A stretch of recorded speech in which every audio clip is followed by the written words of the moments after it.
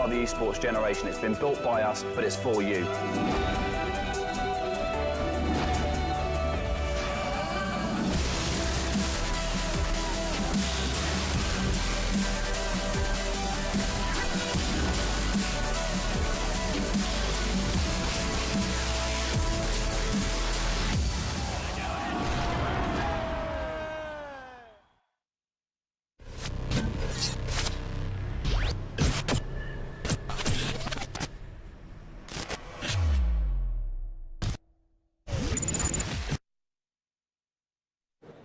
Ladies and gentlemen, welcome back. This is EGX and this is Gfinity Presents League of Legends Play Like a Pro. So, this one's a little bit different. It's a little bit different. It's me against this man here. I'm going to take him on. How are you feeling about this matchup?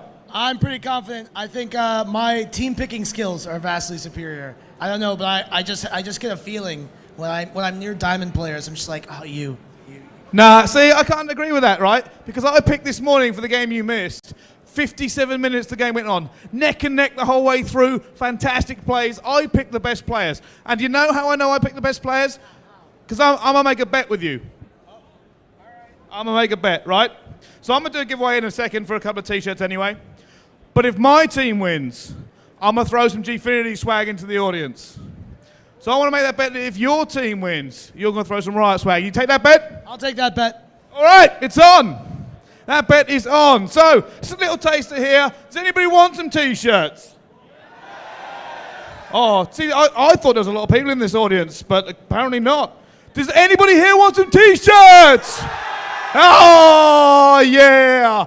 Okay, right side. Did you want a t-shirt? Left side. Are you louder than them? They definitely are. Okay, my middle side, or tree side as I've been calling it. Did you guys want a t-shirt at all? Oh, they're loud enough. Okay, right side, last chance. Do you guys want a t-shirt? Oh, that's definitely good enough. All right, shall we begin the picking procedure? All right. I can only pick people that are really excited to play League of Legends. Is anyone here excited to play League of Legends? All right, I'm going to have to go out there. I'm going to need to pick the 4 best team members to beat your team. Here it goes. Good luck. Good luck with that. You pick. You pick. Who wants to play on his team?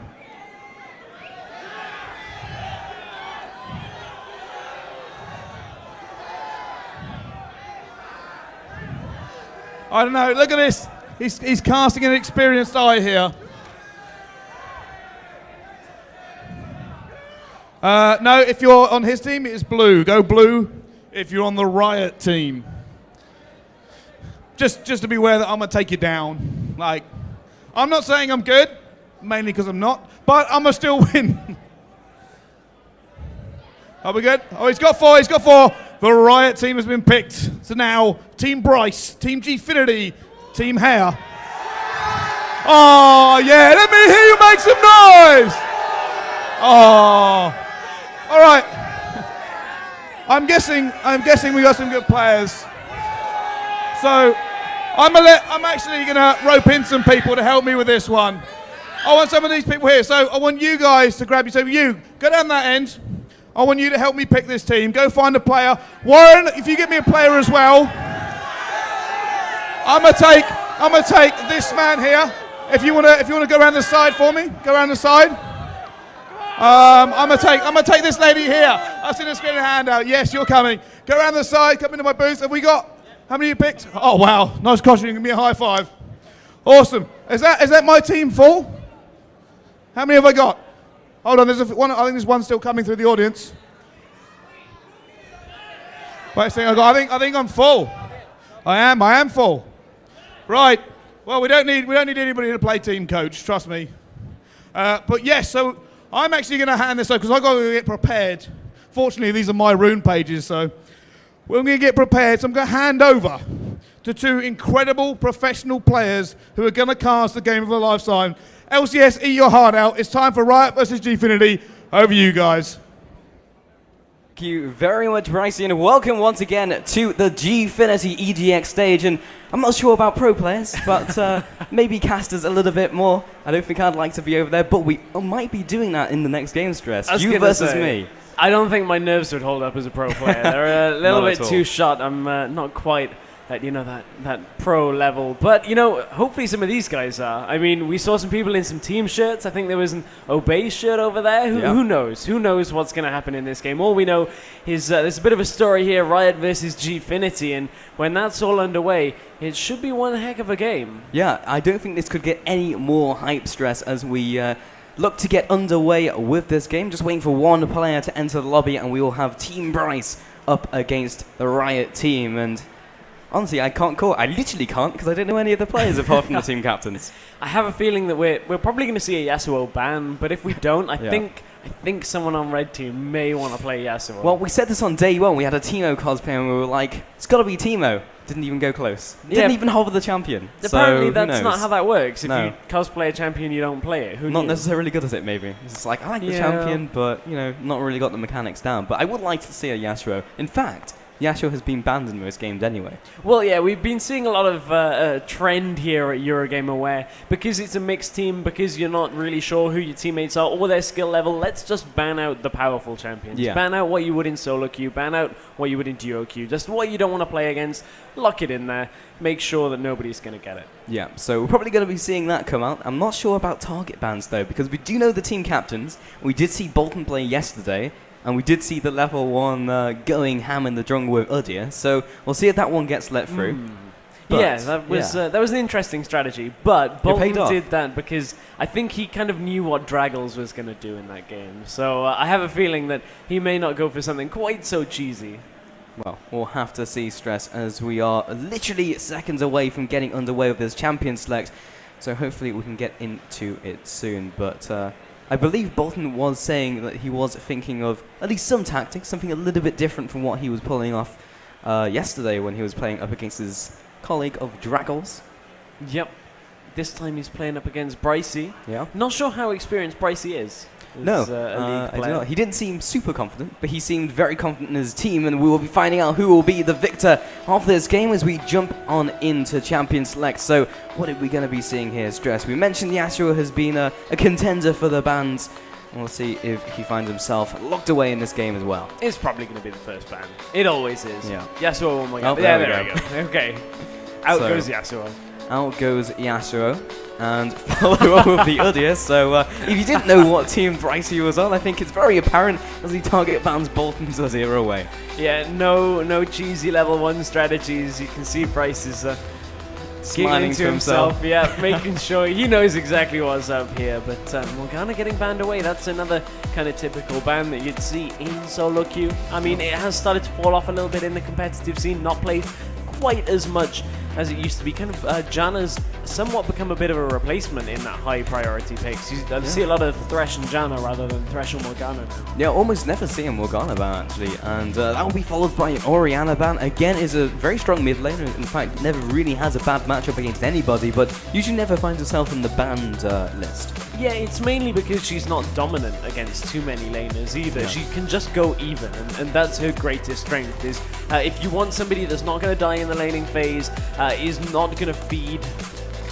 player skill, respective. But that Orianna's the champion. She's a great team-based champion as well. Yeah, absolutely. So, looking towards the final ban, we did have Maokai banned out. As we mentioned earlier in the day, it looks like the blue team may be a little bit behind in the patch notes because we haven't seen too many of the Maokai bans or the Morgana bans, but because we are playing on patch 4.17, Maokai and also Usually have had some hits, so they're not going to be as dominant in the top lane. Yeah, I think though everybody's holding Worlds in their head, which is of course on 4.14, which is a long time ago now, but has been held on for Worlds. And there's a solo queue ban if ever you've seen one. Master Yi. A horrible thing to play against the solo queue. Get a couple kills and your whole team dies. So, but at the same time, you always know that when you get that Master Yi, he's just going to die to his red buff to begin the game. Yeah, that's true. Not super good in the clear, but we are looking towards the very first pick of the game. What are we going to have in terms of priority here, Stress? I wonder at this point. This is where does our blue team have any secret strats up their sleeve, perhaps? Are they just going to go for something very standard? Thresh we've seen as a high priority.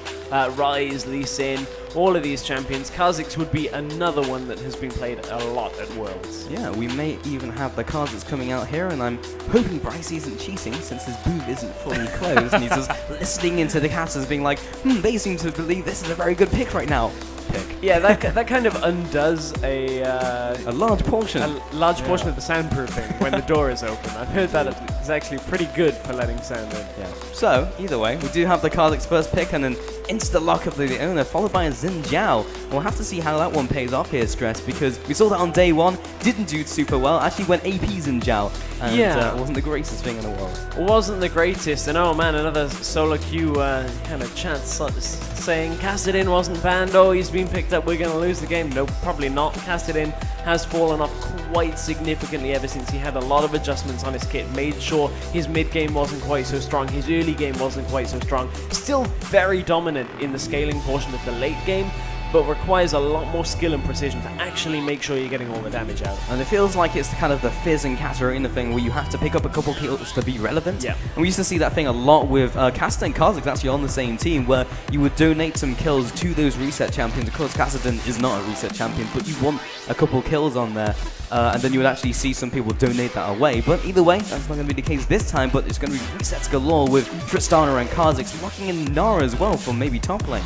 Yeah, Nara is likely to go up in that top lane. We heard Mata in the first group stage of World say, hey, I think Nara's actually the third best support, but that was mainly because nobody really knows how to play against Nara, and anything with a massive crowd control section of his kit is going to be a decent support. However, this time I think it's going to be kind of Darien-esque and is going up into that top lane. Yeah, Darien was actually the first player really to find out how to build Nara, and he was doing the best for like the first week on release. And full tank Nara seems to be the way to go here, Stress. Yeah, I think Darien towards the later patches, ever since Nara had a couple of quality of life adjustments with his ratios, you actually start building Black Cleaver as a third or fourth item, sometimes second. I've seen people rush it, not very good. You don't get enough health from it to actually make yourself sustainable in lane, but as a third or fourth item, it really helps with his percentage-based damage because you just end up doing so much more damage. Absolutely. So we will have the Nami as the very last pickup from the blue team. Now looking towards the last pickup from the purple. It looks like it's going to be Fizz here. So we'll have to see where that's going to slot in, and that has been locked in. Yeah, so it means we're either going to have Xin Zhao or Pantheon in that jungle role, the other will fulfill the top role with Fizz mid, Ashe and Leona in the bottom lane. That is a pretty aggressive lane. There's not many ways to back out once you engage. Okay, so with all the picks locked up, are we seeing any synergy here? And I'm wondering which PCs as well these guys are on, because as far as I know, I think Bolton was saying he wanted to go for the jungle role. I was thinking of a different champion than Xin Zhao. Okay, that's interesting to keep in mind. Although Bolton is on the blue side, so that probably wouldn't be him at all. Yeah. Unless he teleports. Clearly his jungler was, somebody was saying that they're obviously Diamond in jungle, maybe. Yeah. Maybe that's the case, you want to give that over. He is one of the most influential positions that you can actually play. Very, very true. But we do have the Gnar pickup, and I believe Bolton was actually talking about picking it up earlier, so we do have the Gnar coming in here. Of course, the Kha'Zix is one of the most meta junglers at the moment, seen in all regions of play, OGN, LCS included. Yeah, but the thing about this blue team is they're going to scale very well. Nara's going to get very tanky. Kha'Zix, with a couple of kills under him, is going to get a lot of damage and a lot of resistances from his kit as well.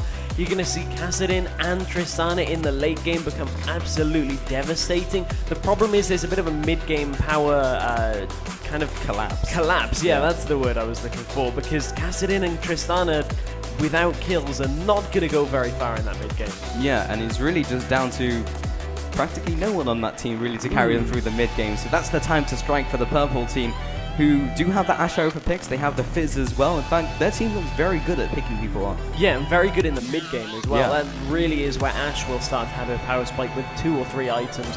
The same with a Pantheon, a Xin Zhao, or Fizz. They're all going to have a very strong mid-game because the fact that they are all typically, at least Xin Zhao is a very good early-game champion, should give him a comfortable route into that mid-game. Yeah, and in terms of the laning phase, Noah is okay, bot lane is definitely going to be okay, but in terms of the mid lane, Caston is not known as the strongest jungler in the world.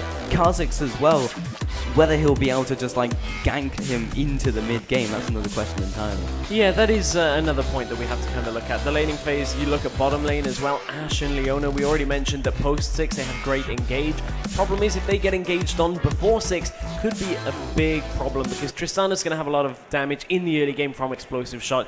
Nami with a bubble, if you can land that, is going to do a lot of damage. There's sustain in that bottom lane as well from ebb and flow, so there's a lot going for the bottom lane for our blue side, that being the Riot team here, or Riot Bolton's team. Indeed. So, also the purple team is mixed up a little bit because I glanced across and I was like, oh, Ashe mid, but it's not season 1. It's not the beta days. No, it's not season 1. They're not quite in order. It's okay. We'll get used to that as the game goes on. I just got briefly confused, but so we will have the Xin Zhao coming out, and honestly, haven't seen a lot of Xin Zhao at all. Xin Zhao used to be extremely good in the jungle, then fell off, and then used to be okay in top lane, then fell off. So he's going to be played in the jungle role this time around. So in terms of the early game, he's going to be exceptionally strong. The free talent strike does an unbelievable amount of damage, and he should be able to trade with the Kha'Zix in the jungle as long as he's not isolated. Yeah, I mean, for the release period of the Feral Flare, when that came out, it was played a lot. A lot of the Feral Flare junglers were picked up by junglers from Europe, such as Super Hot Crew's Impaler. You saw pretty much every jungler, actually, in Europe starting to play that kind of style, but then Feral Flare got adjusted. You stack up 5 monster creeps later. It's now 30 instead of 25, has been for quite a while. They adjusted some of the damage on it, and it just made it that it wasn't quite as efficient as an item as most of the Spirit of the Lizard junglers, and now of course the Ancient Golem junglers have started coming in, so there's a lot of changes in the jungle that really just made sure Xin Zhao wasn't as effective. He's a very binary jungler, which means he only does one thing and does it very well, but any jungler that can kind of outskill him, you look at a Lee Sin, you look at an Elise, somebody that can outplay a Xin Zhao, makes it very difficult for Xin Zhao to actually survive. Yeah, and that's remained true for a long time, Stress. The highest skill cap junglers are always reigning supreme. You've got the Lee Sins, the Elises, as you mentioned, the Kha'Zixes as well, who can simply outplay your opponents, means that they always will be staying in contention. But it has opened up the playing field to some other different junglers, such as the Vise. But either way, guys, we are now into the match, and we'll see which team will be coming ahead in this one. We've got Gfinity, of course, their team, led by Brycey on the purple side, and Riot Bolton's team down in the blue side. Are we going to see any early game action? Because we know when we saw the Rioters go head to head, Bolton was already in their jungle trying to get things done. So we'll see if he leads his team into an early game win. Yes, indeed. I have a feeling Bolton is playing on Gnar in this game. I'm going to assume that. He has talked about it a little bit. He wanted to play Gnar yesterday against Draggles, but they actually opted to go for, other strategies. He played Udyr in the end of things, but I was kind of looking forward to maybe seeing some Azir in this game. Yeah, in fact, I don't think we've seen a single Azir all weekend, and he is available in these accounts, so if you are chosen later on today, just keep that in mind. The same, we were talking about Sion, because of course Sion now has a rework. It's not on the client yet, it's not actually it's old available, Sion. But it's, we were looking for Sion. Kind of one last hurrah with AP Sion, somebody just to play it that was maybe a little bit confident in that middle lane, but I haven't seen it yet. No, we have not, but what we have seen is a lot of the meta picks. The Tristana, of course, coming out here. Top lane is going to be Gnar, and we'll see how this works out. So I'm assuming both of the leaders will be on the very first account. So it'll be Gnar and Brycey on that Xin Zhao, who's going to be starting up on the blue buff, apparently. Everyone is grouping up around this area, looking for a potential invade, but there's only 3 of them. Ashe has already sat in the bottom lane, maybe trying some Fnatic tactics, trying to ambush them in the early game, getting that focus crit arrow for the initial harass, but everyone's going to be taking a slower start to this game. Yeah, this actually was something that a very old team, we're talking Season 2 North American team, Legion used to do, or at least with more champions down in that bottom lane. They'd stack 3 or 4 people, typically with an Ashe or, a heavy early game damage AD carry, and pretty much 4 or 5 man just to hit somebody as they came into lane. But this is typically what you do with an Ashe anyway, was you just wait for somebody, crit them with a huge amount of damage when the crit comes out, but they're not going to do it. Oh, no, just going to go to minions. But apparently Ashe has just left Leona to die and has just backed off, carried on farming. Farm is more important than your life, apparently. And we'll have to flash away That was a very interesting play there, Strauss. Man, I've heard of selfish play, but that, I think, is a whole new level. And then gets bubbled. Karma for you right there. But we'll carry on laning, and what did that result in? 1 CS currently to 1 CS, so it didn't even result in a CS advantage. Yeah, that really is a bit of a strange opening passage of play on that one. I'm not exactly sure what Ash was looking at. Maybe the communication wasn't quite there between these two teams. Yeah, absolutely. So we'll carry on farming. You would expect them to have the slight upper hand, but that is the level 2 now for Ash, just trading blows, but you have to feel that lane will not be going the way of Leona or Ash until at least they are level 3. Of course, Leona trying to get in range will get the stun down. Acroprison will whiff and just going for these trades, but they're not going in at the same time. It's literally one after another. That's the kind of Aqua Prism where you say, I was expecting him to back away. Yeah, but he was didn't. leading the target and he Yeah. just didn't move. Exactly. Well, there's a good Aqua Well, there Prism. we go, landing right on the dot. Lands onto Leona extremely low, and Leona does not have any way of getting a health bar back up. Only has the relic shield, that 2% of course every time she gets one of those minions, but not even getting range to do that, and one more bubble will be the end of her. That's a pause coming in as well. So these teams will be just thinking how they're going to proceed over the next couple of minutes. And I wonder what the ruling is, whether they can actually talk at the same time, because that would be true professional play. I don't think we're in LCS where you're not allowed to talk. Someone standing behind us is like, we're going to take a ban away from you this next game. Wow, that would be harsh for whoever It gets would, picked out of because the it wouldn't be crowd. them. Man, wow, okay, bubble in the bottom. Bubble in the bot lane, lands a couple more auto attacks, forces the second flash in the bottom lane as well. And Leona's sticking around. That's going to be first, but jumps in before she has the reset. We'll be turning around though. Ashley sticks around once again. There's the double kill. And that was not well executed at all by the purple team. Hey, it doesn't matter though. Well, I guess it wasn't that well executed by Tristana either. Jumping true. in, it kind of got gifted back to her, but it Top doesn't lane matter. though, it's going to be Gnar getting chased away. He will be dropping both and bites the dust, and carries on trading. He knows he's dead. Has to just do everything he can, and double buffs for both the jungler and the top laner. And there's another pause. That may have been a little bit of lag there. That wouldn't have been a good thing. Lag. No, lag Don't on want that.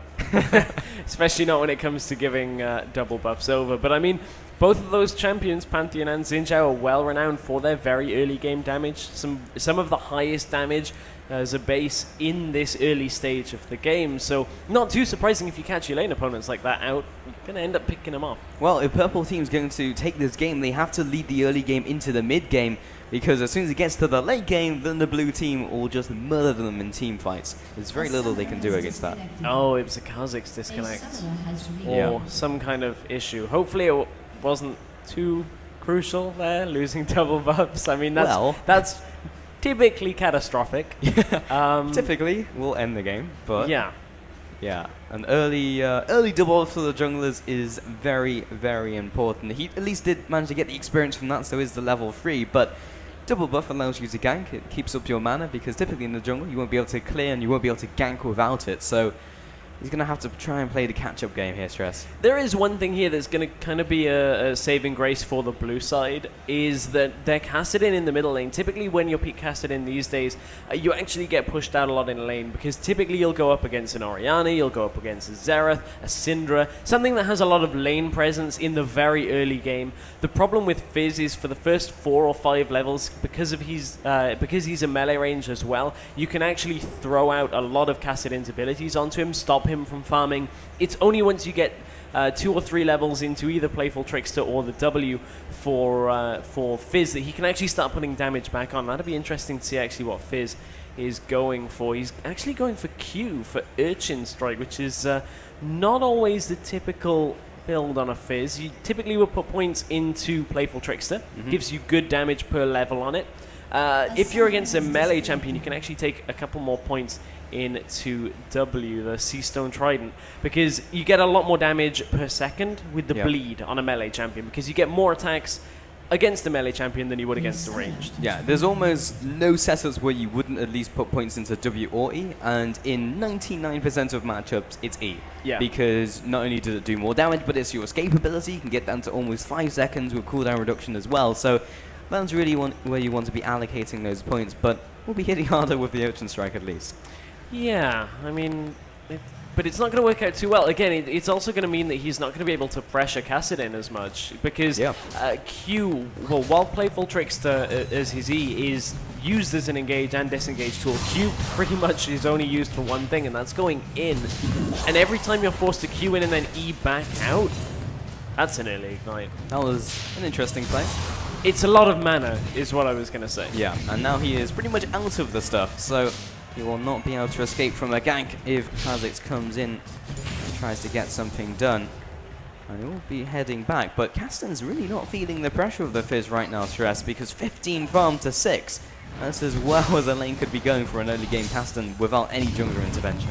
Yeah, Fizz actually probably needs to back out, to be honest, because he has no health potions. He started an Amp Tome, so he's not really able to, but no level 6 for Kassadin. Xin Zhao coming in for the gang. Audacious Charge comes in. Last charge of the free Talon Strike. Knocks him up, picks up the kill. And that will be helping the Fizz out quite a lot in this lane. Yeah, that will help out indeed, trying to find our way over to bottom lane, because there was a little bit of an engage, and everybody's slightly out of order, so that's going to take a little while to get used to. But that's just overextending on a Kassadin without level 6, and that's not exactly the best thing to do. Not at all, but in this game, well, we've already picked up the early tier, actually going for that type of build this time around. Sometimes you'll see the Catalyst picked up, but we'll be opting towards the tier this game. Bot lane still farming away, 13 CS to 18. In fact, the CS scores just in general aren't very high in this game. Apart from top lane, 28 farm to 13. Clearly getting the better of Nara at the moment, and that double buff will be a large part of that. Yeah, that's what I was going to say, is the double buff makes it very difficult. Also in the laning phase, Nara is going to be a lot reliant on auto attacks. Ash gets taken down. The counter gank comes out from Xin Zhao, but he's completely out of mana. The Audacious Charge was all he was able to pull off before having to back out. Yeah, it was indeed. Top lane, Nara dropping very, very low again. And man, that is a painful lane. Will get the extra health from being in Mega now, though. Yeah, comes into Mega Nara and also has Ghost as well in this lane. I haven't even noticed that up until now. Typically not what you expect. Bot lane engaged once again. No idea why they decided to stick around. Leona and Xin Zhao will not be able to clear the waves by themselves, and ultimately will just be punished for it. Yeah, that is pretty much a kill that should not have gone over, and we really should have caught that. The problem is Leona's currently in the jungler spot on the second side, so apologies for missing those two, but not used to having Leona there. It is going to be a dragon going down to our blue side, so Bolton's team look like they're in full control at the moment. Yeah, absolutely. Apart from Bolton himself, who is running away for his life. And hoping the rest of his team can at least pull him into better shape. But it will be picking up the dragon currently, and Kha'Zix shouting for someone to tank up the dragon. As Tristana will take up the tank. There we go. Smite comes down. First dragon of the game heads over to the blue team. Yeah, that is a good start for Bolton's team here, as our red team will look to try and stabilize from that. They actually do have the better mid-game team, as we were saying, and the fact that Pantheon is quite a way ahead right now will go in their favor. But they have to be careful that they don't go into the mid-game with too big a goal disparity, because even if that is your power spike on your team, you still need to have the items to actually output the damage. I'm looking currently at Tristana's items, and that's components of everything, but not one full completed item. Went back before she could pick up the F-Sword, and therefore couldn't head towards the standard Infinity Edge, has decided to now swap apparently to the Zeal, so looking for a static shift, but not hitting that one power spike early enough. That's really interesting. I didn't actually see the back timing on that. Yeah. Was it one back that bought Zeal, pickaxe, and boots, or was that multiple? No, it was one back that picked up the pickaxe, and then the second back was Zeal. Okay. Yeah, that would make sense. Right. Did she get Zeal and boots at the same time, though? No, I don't think so. Right, okay. So I'm just keeping on track of it, because otherwise I'm doing maths in my head. I'm thinking you can afford a BF sword if you buy boots and a Zeal. Yeah, Zeal is actually more efficient to buy the Zeal by itself and no boots at all, because it gives you more movement speed than boots would by itself. Yeah, indeed. But the other thing with a Zeal on Tristana is if you actually go static shiv first, it's a decent way of getting back into a lane if you're behind. In this situation, though, while ahead, you typically want to go for more flat damage. Yeah, and that's a great bubble onto Leona. Follows it with the tidal wave. This is very aggressive, but Tristana definitely has the damage. 172 damage crit comes out to finish off Leona. Ash tries to respawn with some damage, but may well just get dived here. Tristana still has the Buster Shot and double summoners. Yeah, I was going to say, still has ult, might jump. Well, the bubble means this will definitely be a kill. As Buster Shot comes out, has to flash forward, so not perfectly well executed, but still picks up the second kill. Again, it doesn't have to be perfectly done. You just have to make sure you get get the kills from it. But that is another good trade. A 6-0-1. Tristana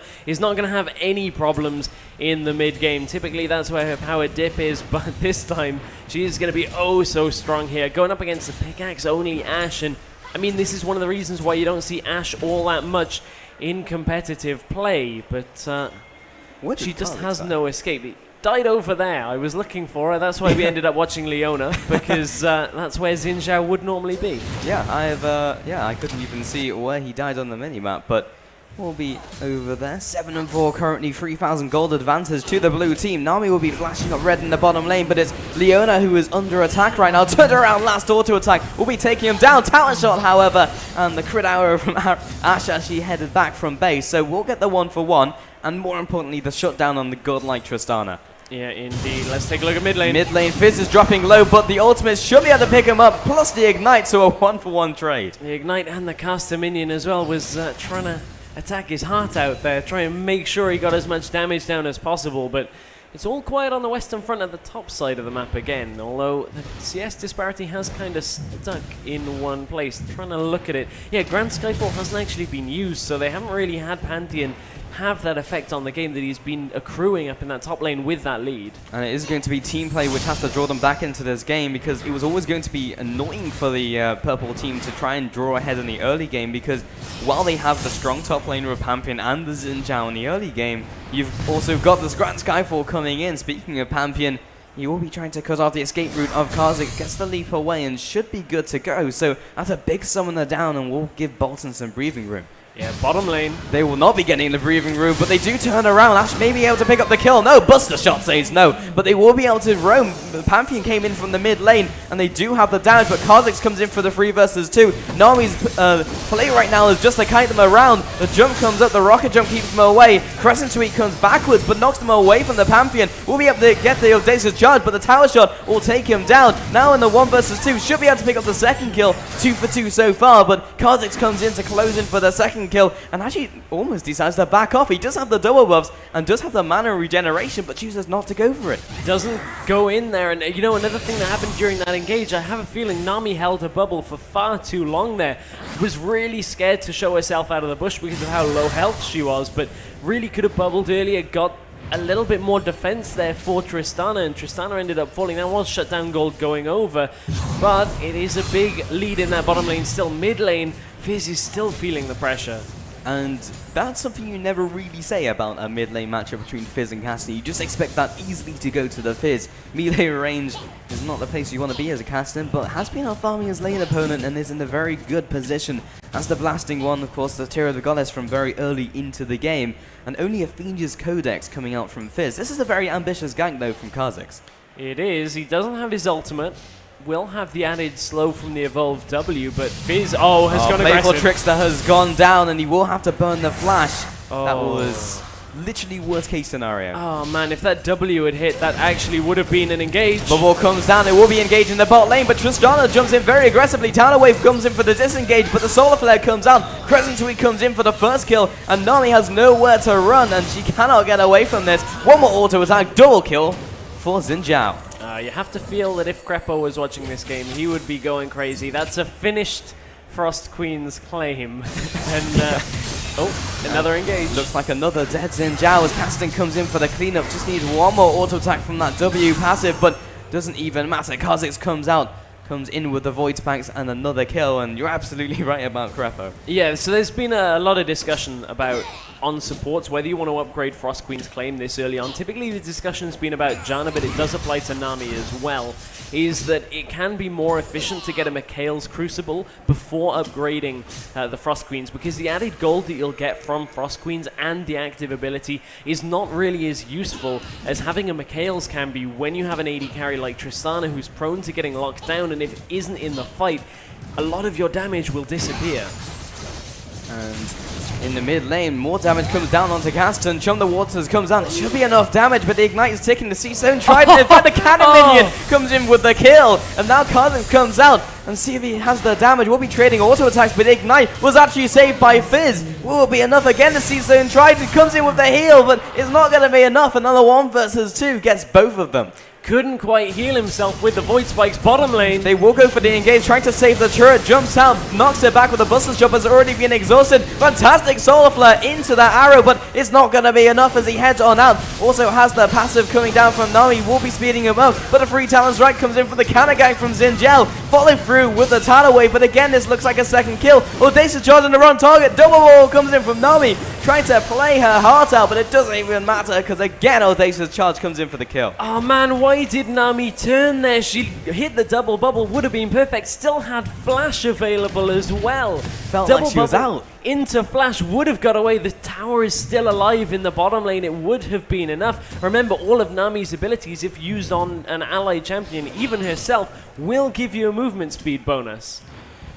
And I need to take a breath rest because almost 30 kills at 15 minutes into the game, 2 kills a minute is a stat line you never almost see in any other game. Yeah, this has been quite a bloodthirsty game already, and it doesn't really show any signs of slowing up. We've got a red buff invade, Kassadin trying to push up in the middle lane as well. This is a pretty aggressive play out here. Our blue side are now 4,000 gold in the lead, and we're talking about it. They shouldn't really have a lead coming into the mid game. That's not really a position that our red team or Gfinity's team really want to be in. Well, Bolton's team is going to be very happy about that.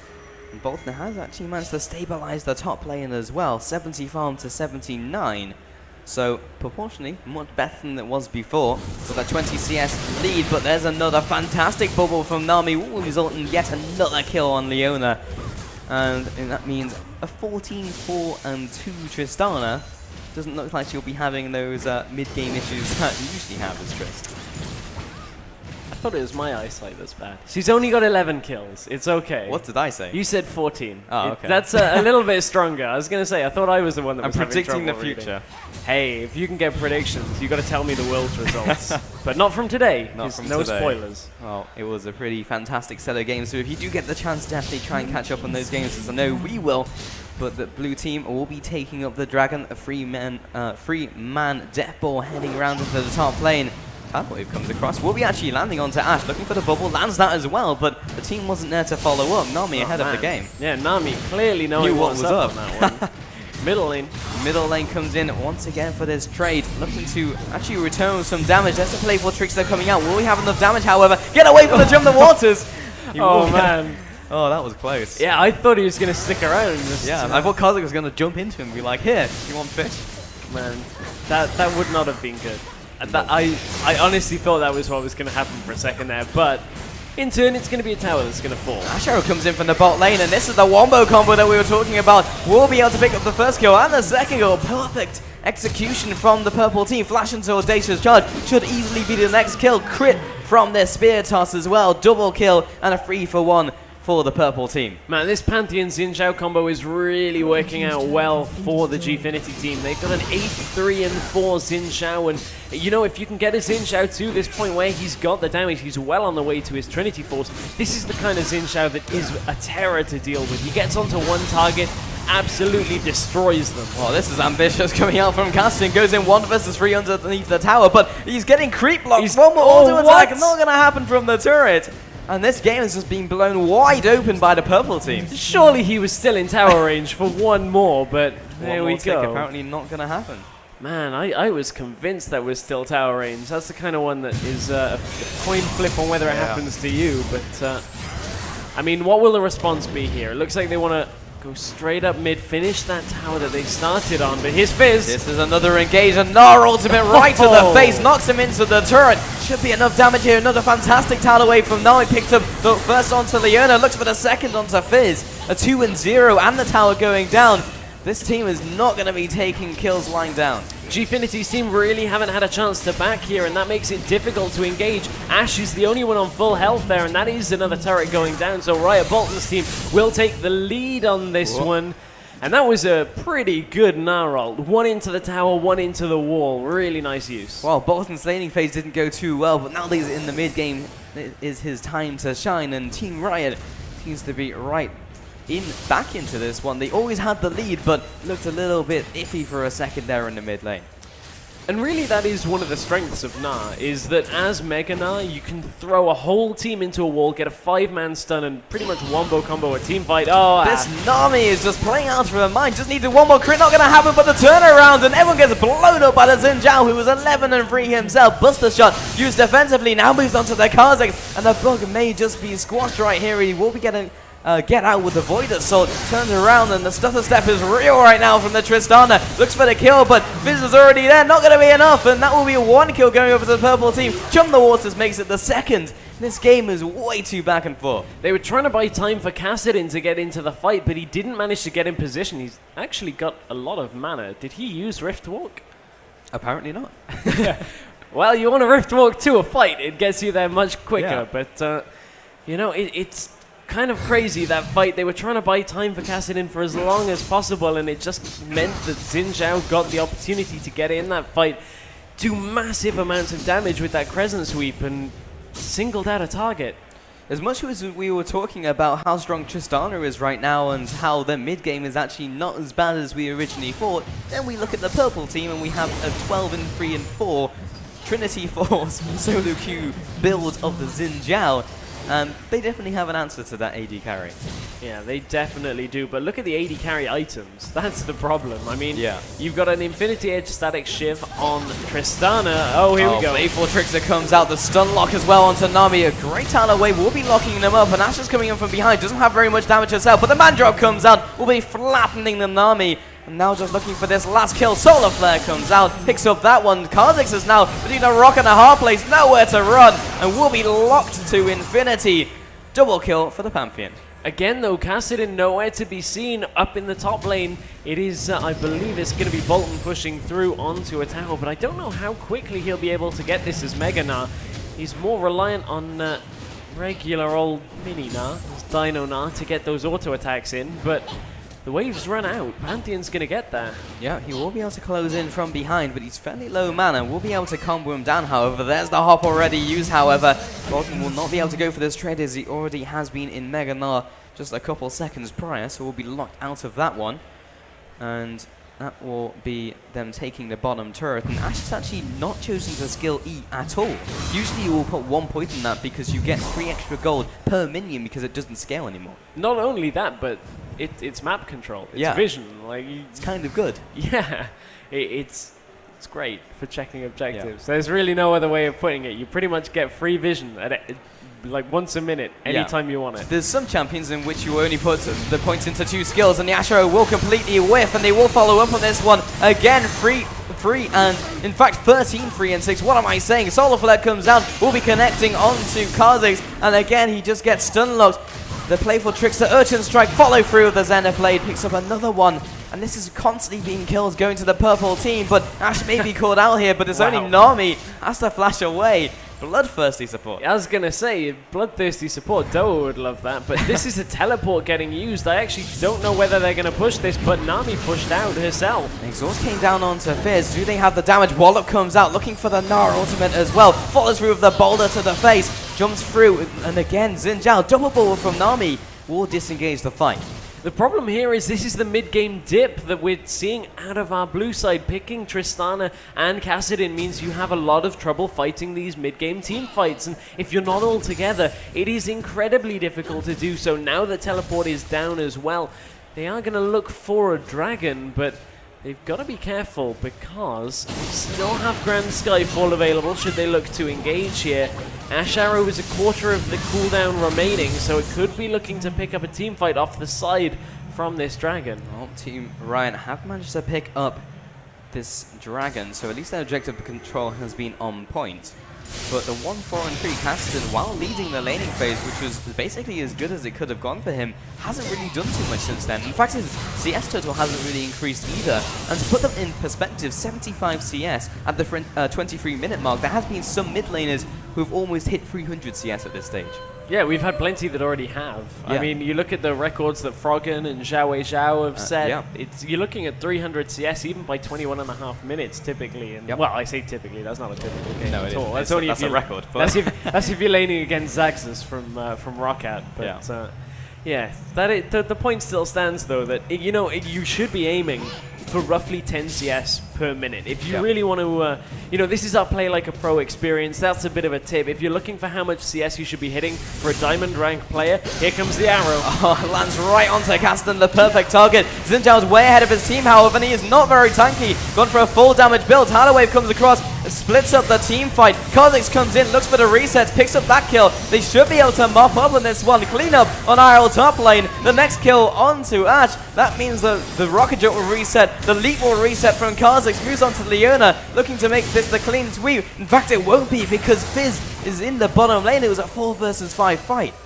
But even though it was 4 versus 5, the blue team are going to take that every day of the week because they have the power in their itemization right now. They've got the lead, but the problem with before was they were kind of mismatched. That was where they weren't as strong in this mid-game just because of their champions. But all together as a unit in the 5v4, much, much stronger. And as soon as you get one kill, there is no running away from the lineup of the blue team.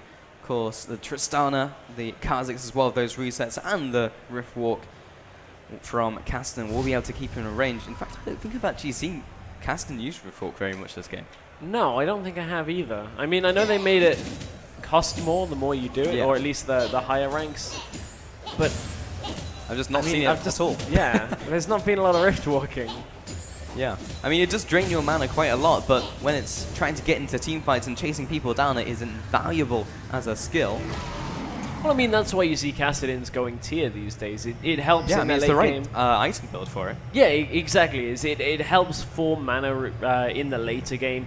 The maximum mana also converts into extra AP in the later game. He's got a blue buff as well, so everything is there for Kassadin to, you know, be rift walking around fights. It just doesn't seem to be happening.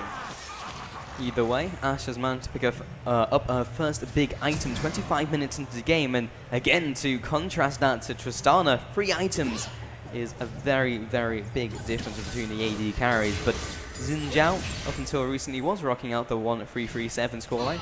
He's now died once since then, picked up an assist, so no longer has that, but looking towards the Randuins at the moment, and even though he is so incredibly strong, so close to getting caught out. I mean, that was what really set the fight off last time, as Xin Zhao was alone when he went in. And if the team don't follow you when you go in as Xin Zhao, you pretty much end up surrounded by the way that you throw everybody away from you. So they've got to be careful. They have to stack the crowd control as well. That Ash Arrow is going to be integral, and the Solar Flare. They need to make sure it lands on as many people as possible. Well, they do have the kind of anti-synergy thing going on, where Xin Zhao jumps in, Solar Flare hits no one. So they need to make sure that they get it in the right order. Solar Flare first, looking for a Chum the Waters, or even Ash Arrow for the engage. And their ways into a fight is exceptionally strong. Whether they can win one is another thing entirely. Yeah, that's the other problem, is when they're already in the fight, if they don't want the fight anymore, they've got very little disengage, where when you look at the side of oh, here we go. The Asho, here's the fight. Solar Flare lands onto 4 people. Everyone is knocked aside. This is a perfect team fight so far. 2 people already eliminated. The bot lane, Tristana, is already down, and Kha'Zix will be soon to follow. 3 and 1 is the current trade so far for the purple team, looking for the last kill onto the Kassadin, and the jump comes in, Mandrop comes out, gets Super Mario's done as he gets that next kill. Now moving on to Bolden for the ace, and might not be able to pick this up themselves, but a 2 for 4, they'll take that any day. Yeah, they will indeed, and that all kind of stemmed from that good engage off the Ash Arrow. They didn't let the blue team disengage. I was about to talk about the fact that there's leaps on just about every champion, and then Nami has the tidal wave. They don't have a minion wave here, and that's a problem for trying to push the tower, but they caught a couple of people in the middle of jumps. They caught them in their escapes with the Crescent Sweep, and it kind of just pushed them out of the way after the crowd control had already hit. Really nice fight there for the Gfinity team. Yeah, that initial Ash Arrow setup, not only the Solar Flare, but the Chum the Waters as well, and as you mentioned, the Crescent Sweep blew everyone away, and they were able to isolate the Tristana and the Nami, who dropped literally before the fight really even began, and then it was just time to clean up for the purple team. So despite being so far ahead on the Tristana, it's not really helped the blue team all that much in team fights when the front line evaporates. Yeah, that is a pretty big problem for them once that front line has gone. Another somewhat large problem as well is that how item starved the red team are. Without those good engages, they have a lot of trouble actually keeping up with the damage output. I mean, look at it. Infinity Edge and a BF sword right now on Ashe. 79 CS to 148 of Tristana, who's also 14, 9, and 7 when it comes to kills, deaths, and assists. And this is a Baron attack, but they are getting a little bit collapsed on here. Oh, they should be able to pick up the Baron. They've already gotten it, and Pantheon is split. Doesn't land that bubble this time around, but will lock him down with the follow-up as well. The Boulder Top comes out. This should be a dead Pantheon, and the 10-1 and 4 scoreline will turn to 10-2 and 4. That was basically one of the most perfect people to get the pick on. Plus the Baron, this is a complete gold swing for the Riot team. It really is, and it looks like they want that top lane inhibitor turret. They've got a bit of a wave there with them. They will look to push that down. I'm a bit surprised that the Ashe Arrow wasn't used there. There was a time where the blue team were pretty much grouped up coming out of that Baron pit. Yes, it's their engage tool, but at the same time, you can't afford someone dying. Right to the face. Will be dragging Chunder Waters into the back line. Not what you want to do at all, but Fizz has gone way too deep himself. Now, Xin Zhao, this big carry, is still alive, but so is Tristana. Will be rocket jumping away from that reset. Exhaust comes down onto the Ashe. The bubble will not be landing, but they will be able to turn this one around. 500 damage crit. Now, the Xin Zhao jumps in, tries to get onto the AD carry, but drops himself. Manfian has come back from base, tries to get onto the Tristana. Will be able to eliminate the Cathodon as Nami is running for her life through the middle lane. Will be getting the ebb and flow to keep herself alive. Gets the speed up from the Tidecaller's blessing and should be home safe and dry. And they will give it the chase. No, I wouldn't want to be safe and dry though, it's not me. That's not too good. Dead. But at the same time, in that fight, Tristana had a lot of time to herself off at the side.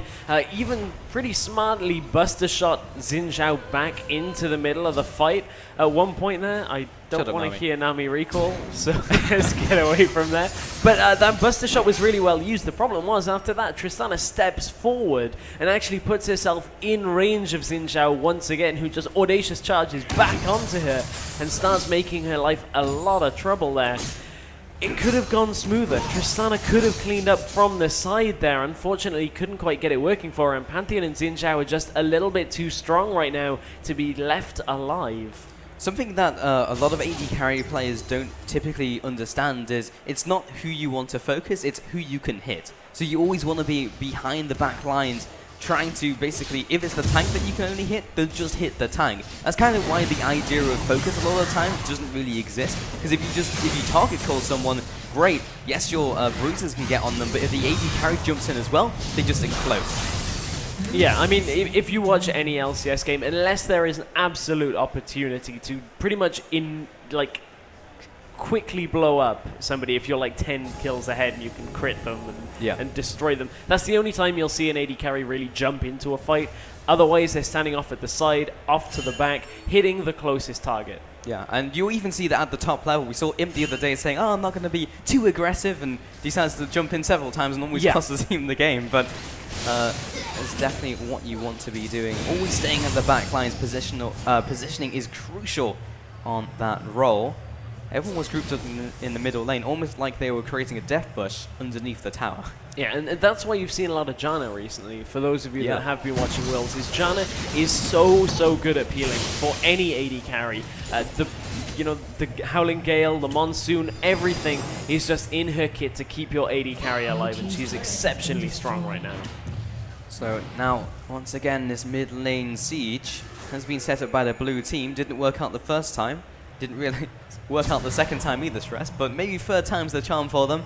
They will be moving into the bottom lane, trying to take up a quick inner turret. It's down to 50% HP, so they will not be able to protect this one, and now they just have to try and crack this inner ring of turrets. And cracking the shell of the base is always one of the hardest parts of League of Legends. I mean, the problem with the Gfinity team that they're going to have here is that Tristana is just naturally going to scale better. She's just going to end up with higher range. She's still not at her maximum range yet. And at this point in the game, she's going to be able to hit turrets from so far away for so much damage. That how do you counter siege that with this team? You've got so many melee range champions: Pantheon, Xin Zhao, Leona, Fizz, all melee range. Yeah, and Tristana actually has just over 700 range at rank 18, And to put that into perspective, Caitlyn has 650, so it's over Caitlyn's range when you get into the late game, and as you mentioned, that will get very, very difficult for Bryce's team to come back into this. Yeah, I mean, the way they've been dealing with that, which is the only way they can, is full-on engage. That is the other way of beating a Siege team, is if you get the engage that you're looking for. However, it depends on the patience of the Riot team. If they're patient, if they can just whittle down the turret, not stack up, not all group, not be caught out in mid lane. Oh, Tidal Wave comes down for the disengage, but that is a very big cooldown to lose at this stage in the game, especially when it's one of your biggest peel tools as a support. Baron is coming up in 2 minutes. That is something to look out for here. With that's obviously a different point of contention. It's a lot easier to engage against a full-on engage team at Baron. You can kind of deny their vision, bait them into an area. That's where Hawkshot will really show its prominence from Ashe, because it means that you can just get vision of that area without ever having to ward. However, once that's down, they're really going to lack vision if they end up getting cleared out. But Riot team haven't done too well of clearing the vision. There are still wards around Baron. Well, luckily, as it is now a level 13 Ashe, it's been forced to put a point into Hawkshot. It's just like, no, I hate this skill. I refuse to put a point into it, even though I'm at level 13. But they will have that available to them, and Fizz will not be caught today. Playful tricks that makes them very slippery, very difficult to lock him down. Nami is taking an interesting time to back off, though, as everyone is grouped up. Obviously has a very important item to go back for. Yeah, we'll have a look at what that is.